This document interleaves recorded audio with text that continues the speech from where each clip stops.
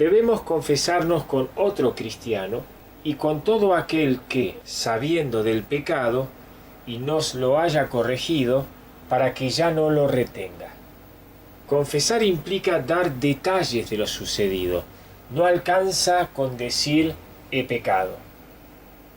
La confesión no es privada ni secreta, pero divulgarla sin razón sería cometer murmuración. Toda divulgación que sea para edificación de otros o para hacer justicia es lícita. Conviene pedir permiso de divulgación. Las leyes de restitución para cuando dañamos a alguien, escritas en Éxodo 22 en el Antiguo Testamento, están vigentes. Si queremos ser perdonados, debemos, además de confesar el pecado, debemos reparar el daño y restituir, haciendo obras dignas de arrepentimiento. Pagad a todos lo que debéis. El cristiano perjudicado no debe reclamar por la pérdida. Al que tome lo que es tuyo, no pidas que te lo devuelva. Endeudarnos es pecado. Que trabajando sosegadamente coman su propio pan. Jesucristo enseñó una oración identificada como el Padre Nuestro. Y perdónanos nuestras deudas, como también nosotros perdonamos a nuestros deudores. Es peligroso hacer doctrina de un versículo aisladamente, omitiendo a otros. La Biblia contiene aproximadamente 60.000 versículos. La palabra está codificada en capítulos y versículos, y no está ordenada como un manual de instrucciones. Esta característica de la Biblia no avala el examinarla parcialmente, sino que debemos examinarla de modo integral. Así pues, el Padre Nuestro establece que endeudarse es pecado y requiere ser perdonado. No obstante, el contenido de la deuda no desaparece por causa del perdón, sino que debe ser restituido. Pagad a todos lo que debéis. No restituir es no retener la sana doctrina. Podemos confesarnos por teléfono y deberíamos confesarnos diariamente. Debemos confesarnos en quienes discipulamos y así enseñarles la doctrina de la confesión con el ejemplo. Debemos confesarnos antes del culto. Así podremos adorar a Dios en estado de pureza. El lugar de reunión donde se congrega el cuerpo podría tener un sector destinado a las confesiones, para propiciar la costumbre y la práctica de la confesión.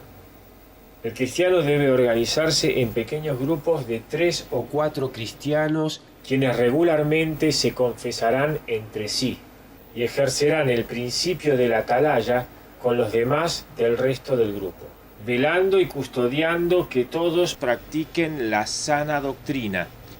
En nuestra iglesia he escuchado predicar al pastor Daniel González que hay que perdonar y olvidar cuando un prójimo cristiano pecó contra ti, como si se tratara de no guardarle rencor.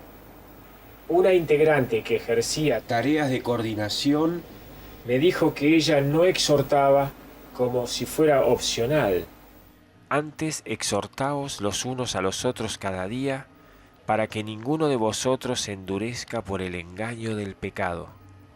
Otros líderes pastorales dicen que oran y le entregan ese problema a Dios, cuando lo cierto es que es nuestra la tarea, y es parte de las pruebas de obediencia que debemos practicar, el aplicar los principios de la justicia de Dios y ponerla por obra.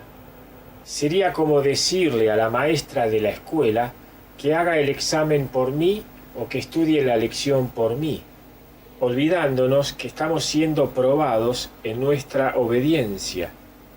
En nuestra iglesia, una integrante alquilaba un domicilio y estafó a Luisito García, quien le había salido de garante. Yo soy testigo. El pastor Daniel intercedió en el caso, pero no procedió conforme está escrito. Membresía. Me enviaste un impreso para revalidar mi membresía, es decir, mi condición de integrante del cuerpo. En este proceder tuyo encuentro varios errores. La organización cristiana se establece en cuerpos llamados iglesias, y no es un club social que tiene una membresía.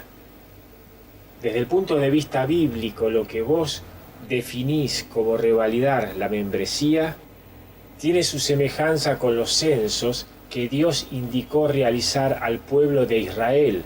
Esos censos tenían una razón de ser. ¿Vos censás a nuestro cuerpo para qué? Como no te respondí, debiste asumir mi alejamiento. Dejar de congregarse es un acto que no proviene de la fe y por lo tanto es pecado. Todo lo que no proviene de fe es pecado. Según la membresía, yo dejé de congregarme, pero jamás te ocupaste en preguntarme por qué ya no asistía, ni procuraste que regresara. Esa es la tarea del pastor, apacentar al que dejó de congregarse que vuelva a hacerlo. Si bien yo me aparté de vos en un acto de obediencia, si alguno no obedece a lo que decimos por medio de esta carta, a ese señaladlo y no os juntéis con él, para que se avergüence, mas no lo tengáis por enemigo, sino amonestadle como hermano. Esto conllevó a tener que apartarme del resto de nuestro cuerpo, dado que vos predicás en los cultos dominicales, donde se reúnen casi todos los miembros de la iglesia. Si me considerás equivocado y apartado, deberías buscarme. Pero en vez de hacerlo, ya no me envías ni sobres para diezmar, ni ninguna otra correspondencia. Ni Olga, tu secretaria, me llama como lo hacía antes para felicitarme por mi cumpleaños. Es decir, usaste el trámite de la membresía para saber quién no se congrega más y tacharlo de la lista en vez de usar la información para ir a buscarlo. Todo al revés. Si haces censo, ¿por qué me envías 50 sobres para que diezme en el 2007, siendo que hay un solo cristiano en mi hogar? ¿De quién y en concepto de qué provino el dinero que pagó los sobres? Felicitar a otro cristiano por su cumpleaños. No es algo que provenga de la fe y por esto es que está mal y es pecado. Todo lo que no proviene de fe es pecado. En toda la Biblia no existe texto que haga referencia a fiestas de cumpleaños de alguien que tuviera fe en Jehová. Por el contrario, son varios los que maldijeron el día en que nacieron. Maldito el día en que nací, que el día en que mi madre me dio a luz no sea bendito. Job maldijo el día en que nació.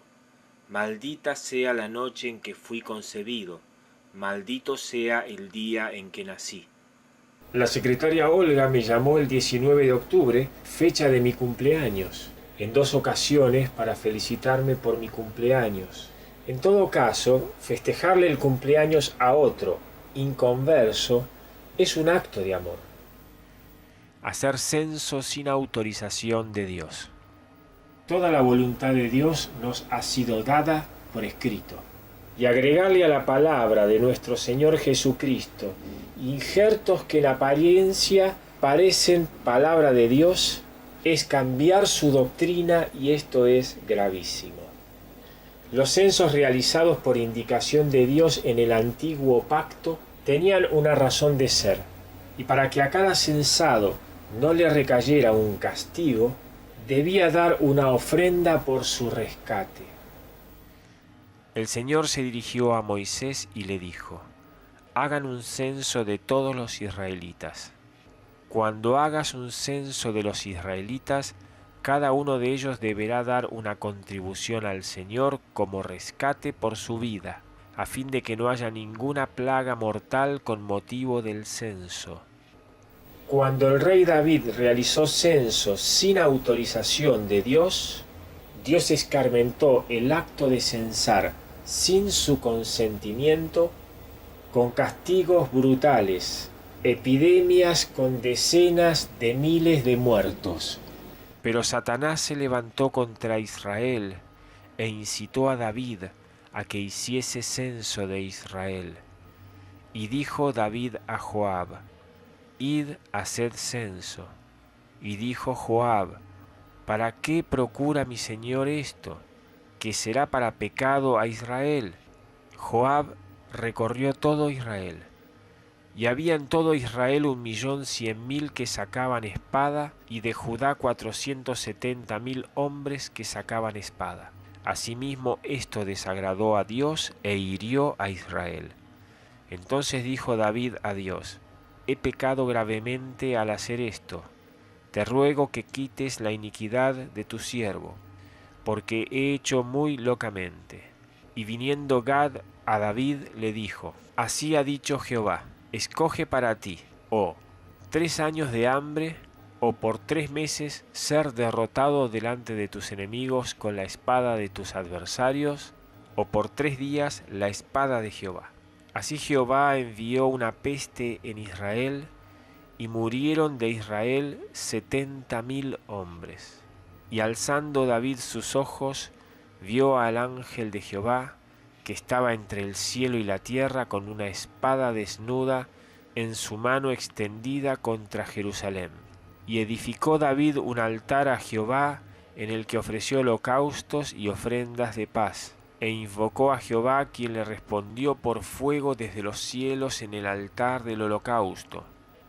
Entonces Jehová habló al ángel, y éste volvió su espada a la vaina. Otra versión del mismo episodio dice: Volvió a encenderse la ira de Jehová contra Israel, e incitó a David contra ellos a que dijese: Ve, haz un censo de Israel y de Judá. El texto dice incitó. Una versión dice Satanás y la otra Dios. Es decir, aplicando la regla de la inclusión, Dios incitó mediante Satanás. Toda vez que se hicieron censos quedaron registros numéricos. Y si bien hubo varios censos durante la era del pacto del monte Sinaí, fueron pocos en relación a los 4 siglos que duró el pacto. Durante el cristianismo ni Dios ni Jesús ordenaron hacerse censos, ni es un mandamiento escrito. Si bien los textos reflejan numéricamente el crecimiento del cristianismo, pero no se detalla como en el libro Números, donde el censo fue ordenado por Dios. Y perseverando unánimes cada día en el templo y partiendo el pan en las casas, comían juntos con alegría y sencillez de corazón, alabando a Dios y teniendo favor con todo el pueblo. Y el Señor añadía cada día a la iglesia los que habían de ser salvos. Respecto al templo donde se reunían, se refiere al único templo que existía, y es el que edificó Salomón en Jerusalén. Iban allí a evangelizar a los otros judíos. Debemos imitar a la primera iglesia.